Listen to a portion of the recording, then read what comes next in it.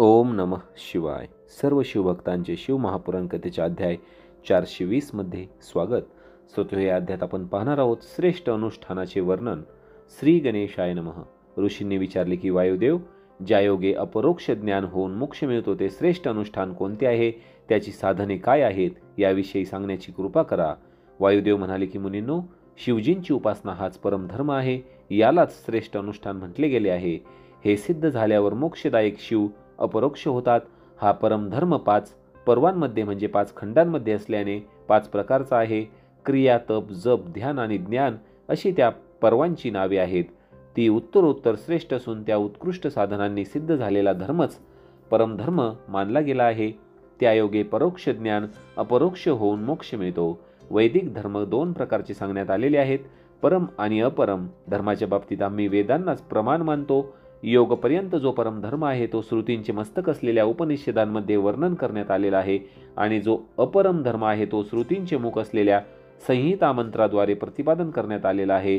ज्यात बद्ध जीवांचा अधिकार नाही तो वेदांत वर्णित धर्म परमधर्म मानला गेला आहे. त्याहून भिन्न यज्ञ यागादिकांमध्ये सर्वांचा अधिकार असल्यामुळे त्यास अपरम धर्म म्हटले आहे. हा जो अपरम धर्म आहे तोच परमधर्माचे साधन आहे. धर्मशास्त्रांमध्ये त्यावर सम्यक रूपाने विस्तारपूर्वक सांगोपांग निरूपण करण्यात आलेले आहे. भगवान शिवजींनी सांगितलेला जो परमधर्म आहे त्यालाच श्रेष्ठ अनुष्ठान म्हणतात. इतिहास आणि पुराणांमध्ये त्याविषयीचे थोडेफार वर्णन आहे, पण शैवशास्त्रामध्ये त्याच्या स्वरूपाविषयी, त्याचे संस्कार आणि अधिकार याविषयी सविस्तर प्रतिपादन करण्यात आलेले आहे. शैवशास्त्र 2 प्रकारचे आहे, श्रौत आणि अश्रौत. जे श्रुतीसारमय आहे ते श्रौत आणि जे स्वतंत्र आहे ते अश्रौत मानले गेले आहे. स्वतंत्र शैवागम प्रथम 10 प्रकारचे होते, ते नंतर 18 प्रकारचे झाले. ते कामिकादी नामांनी प्रसिद्ध असून त्याला सिद्धांत अशी संज्ञा आहे. श्रौत नामक शैवशास्त्राचा 100 कोटी श्लोकांमध्ये विस्तार करण्यात आलेला आहे. त्यात पाशुपत व्रत आणि पाशुपत ज्ञान वर्णन करण्यात आलेले आहे. त्या ज्ञानाचा शिष्यांना उपदेश करण्यासाठी भगवान शिव योगाचार्यांच्या रूपाने युगायुगांमध्ये अवतीर्ण होतात, त्याचा प्रचार करतात.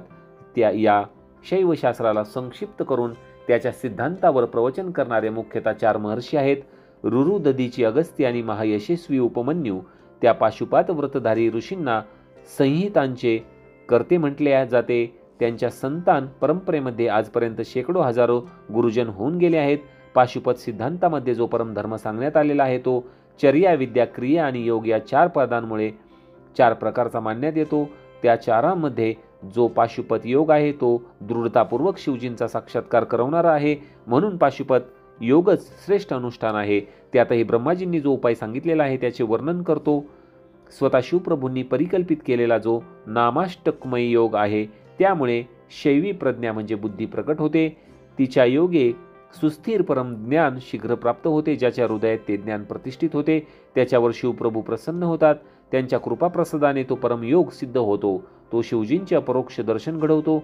शिवजींच्या अपरोक्ष ज्ञानाने म्हणजे शिव साक्षात्काराने संसार बंधनाचे कारणच नाहीसे होते. अशा प्रकारे संसारातून मुक्त झालेला पुरुष शिवासमान शिवस्वरूप होतो. हा जो ब्रह्माजींनी सांगितलेला उपाय आहे त्याचे विस्ताराने वर्णन करतो. शिव, महेश्वर, रुद्र, विष्णू पितामह, संसार वैद्य, सर्वज्ञ आणि परमात्मा ही 8 नावे शिवजींची प्रतिपादक आहेत. यातील पहिली 5 नावे क्रमशः शांत्यतीता, शांती, विद्या, प्रतिष्ठा आणि निवृत्ती या 5 कलांशी संबंध ठेवतात.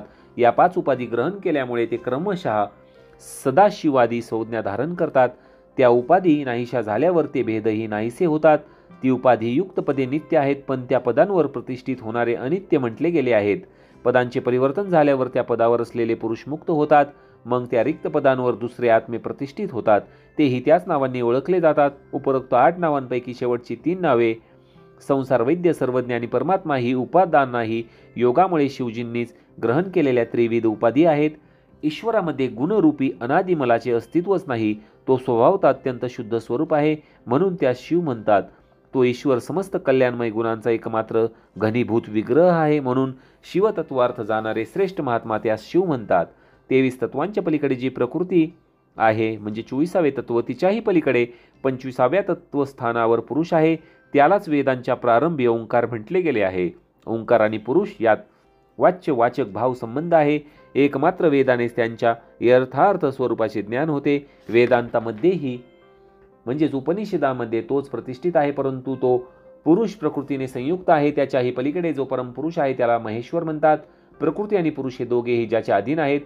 त्रिगुण पुरुष आणि प्रकृती हे दोघेही त्याच्या अधीन आहेत. त्रिगुणमय अविनाशी तत्व म्हणजे प्रकृती, तिलाच माया म्हणतात. ही माया ज्याची शक्ती आहे त्या मायापतीला महेश्वर म्हणतात. जो महेश्वराच्या संबंधाने युक्त होऊन प्रकृतीत क्षोभ उत्पन्न करतो त्यास अनंत किंवा विष्णू म्हटले गेले आहे. तो कालात्मा किंवा परमात्मा या नावांनीही ओळखला जातो. त्याला स्थूल किंवा सूक्ष्म रूपही म्हटले गेले आहे. रुथ म्हणजे दुःख किंवा दुःखाचा हेतू. जो प्रभू त्याचे द्रावण नाश करतो त्या परमकारण शिवाला साधू पुरुष म्हणजे रुद्र म्हणतात. कला काल आदी तत्वांपासून भूतांमध्ये पृथ्वीपर्यंत जी 36 तत्वे आहेत त्यांच्यापासून शरीर बनते. त्या शरीरात आणि इंद्रियादिकात जो तंद्रारहित आलस्यरहित होऊन व्यापक रूपाने स्थित आहे त्या शिवप्रभूला रुद्र म्हणतात. जगाचा पिता रूप जो मृत्यात्या आहे त्याच्या रूपाने शिवच विराजमान आहे म्हणून त्याला पितामह म्हणतात. रोगांचे निदान जाणणारा वैद्य तदनुकूल उपायांनी आणि औषधांनी त्या रोगाला दूर करतो. तसाच ईश्वरही लय भोगाधिकाराने संसाररूपी रोगाचे समूळ उच्चाटन करतो. म्हणून सर्व तत्वांचे ज्ञान असणारे विद्वान त्याला संसार वैद्य म्हणतात.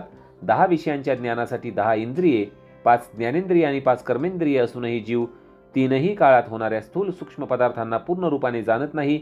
मायेने त्यांना मलाने आवृत्त केलेले असते म्हणून असे घडते. परंतु ईश्वर सर्व विषयांच्या ज्ञानासाठी साधनभूत असलेली इंद्रिये नसूनही जी वस्तू ज्या रूपाने स्थित आहे तिला त्याच रूपात विनायत्न यथार्थ जाणतो म्हणून त्याला सर्वज्ञ म्हणतात. ईश्वर या सर्व उत्तम गुणांनी नित्य संयुक्त असून सर्वांचा आत्मा आहे. त्याच्यावर स्वतःशिवाय दुसऱ्या कोणत्याही आत्म्याची सत्ता नाही म्हणून त्याला परमात्मा म्हणतात. मुनींनो, साधकाने आचार्य गुरूंची कृपा संपादन करावी. त्यांच्याकडून या शिवनामाष्टकाचा अर्थासहित उपदेश घ्यावा. शिवादी 5 नामांनी निवृत्ती आदी 5 कलांच्या ग्रंथींचे क्रमशः छेदन करावे. गुणांच्या अनुसार शोधन शुद्धी करावी.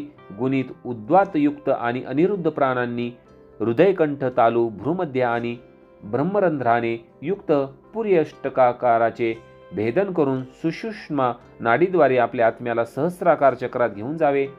ते सहस्रार चक्र म्हणजे सहस्रदल कमळ शुभ्रवर्ण रक्तवर्ण तंतूंनी युक्त आणि अधोमुख आहे. त्याच्या 50 पाकळ्यांमध्ये अ पासून क्ष पर्यंत सर्व अक्षरे बिंदूसह स्थित आहेत. त्याच्या कर्णिकेच्या मध्यभागी गोलाकार चंद्रमंडल असून ते छत्राकारात स्थित आहे. त्याने एका ऊर्ध्वमुख 12 दल कमळाला आवृत्त करून ठेवले आहे. त्या कमळाच्या कर्णिकेत विद्युत सदृश अकथादी त्रिकोण यंत्र आहे. त्या यंत्राच्या 4ही बाजूंनी सुधा सागर असल्यामुळे ते मणिद्वीपाच्या आकाराचे झालेले आहे. त्या द्वीपाच्या मध्यभागी मणिपीठ आहे. त्याच्या मध्यभागी नादबिंदूच्या वर हंसपीठ आहे. त्यावर परमशिव विराजमान आहेत. त्याच्या तेजामध्ये आपला आत्मा प्रविष्ट करावा. अशा प्रकारे जीवाला शिवामध्ये लीन करून शक्तीच्या अमृत वर्षावाने आपले शरीर अभिषिक्त झाले आहे अशी भावना करावी. त्यानंतर अमृतमय विग्रह झालेल्या आपल्या आत्म्याला ब्रहरंध्रातून खाली हृदयात उतरावे. 12 दलयुक्त हृदय कमळात चंद्राच्या वर श्वेत कमळामध्ये शिवजी विराजमान आहेत असे पाहावे. भक्तवत्सल महादेव वर्धनारीश्वर रूपात असून त्यांची आकृती अतिशय मनोहर आहे. त्यांची अंगकांती शुद्ध स्फटिक मण्यासमान उज्ज्वल आहे. ते अत्यंत निर्मळ असून शीतल प्रभेने युक्त आणि प्रसन्न आहेत. अशा प्रकारे त्यांचे मनोमन ध्यान करावे. ध्यानाने शांतचित्त होऊन शिवजींचा पाठ 8 नामांचा उच्चार करून भावमय पुष्पांनी त्यांची पूजा करावी. पूजन झाल्यावर प्राणायाम करून एकाग्र चित्ताने शिवनामाष्टकाचा जप करावा. नाभीमध्ये 8 आहुतींचे भावनेनेच हवन करावे. नमस्कार रूप पूर्णाहुती द्यावी. 8 फुले अर्पण करून अंतिम पूजन करावे. त्यानंतर ओंजळीतील पाण्याप्रमाणे स्वतःला शिवचरणांवर समर्पित करावे. अशा प्रकारे नित्य ध्यान व पूजन केल्याने साधकाला मंगलमय पाशुपत ज्ञान प्राप्त होते. ते त्याच्या ठाई सुस्थिर होते. परमोत्तम पाशुपत व्रत आणि परमयोग प्राप्त होऊन तो मुक्त होतो यात शंका नाही. तर श्रोते, अशा प्रकारे शिवमहापुराणकथेतील अध्याय 420 श्रेष्ठ अनुष्ठानाचे वर्णन इथे समाप्त झाला आहे. पुढील अध्यायात आपण पाशुपत व्रताचा विधी आणि भस्म धारण करण्याचे महत्त्व याविषयीच्या कथा जाणून घेणार आहोत. श्रोते हो, भेटूया लवकरच पुढील अध्यायात. ओम नमः शिवाय.